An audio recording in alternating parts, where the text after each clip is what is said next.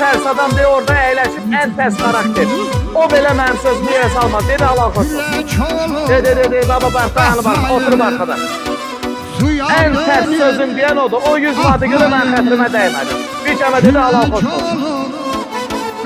Düz, konkret. Səni verənə şükür. Ürəyim sən. 6700 gecəylə. 3302 ödəniş. Bəli, 6700 gecəylə. Olsun düyünü, olsun sabahlı, fərq eləməz. Səni verənə şükür, olar baş-baş şeylər. Nə fərq var? Görmüşsən birdən keçməsə dirəsən buradan.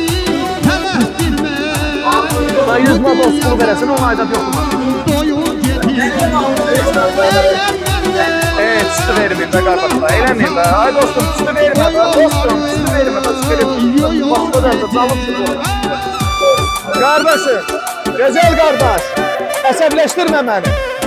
Sənə canım qurban, gördün cibimdən verdim. Yoktu pulu, Allah yoktu. Kardeşim, kulak as mənə, bura gel oturma.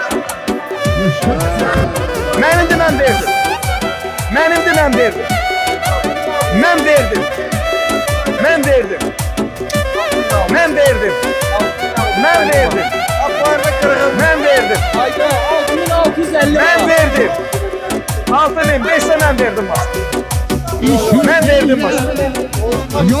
Düz yere. Düz yere. Mən aldım senden. Mən aldım senden.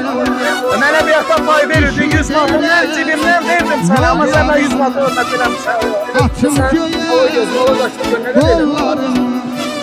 Sərf eləmir, baba sərf eləsən, sənin sözünü yerə sağ. Anlarını nefesinde duyum gedir.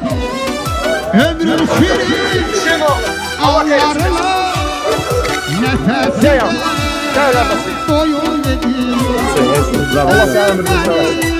Mən də sənin qulluğundayım. Sən ki mənim sözümü yerə salmadın. Kəsbin alanım. Alanımız budur. Gel. Çeşkan 30 mat mehri aldı da. Allah xətrini sərf eləsin. Gel. Gel. Gel. Ver qabağa. Allah xeyrinizi versin. Ver qabağa. Allah xeyrinizi versin. Ver qabağa.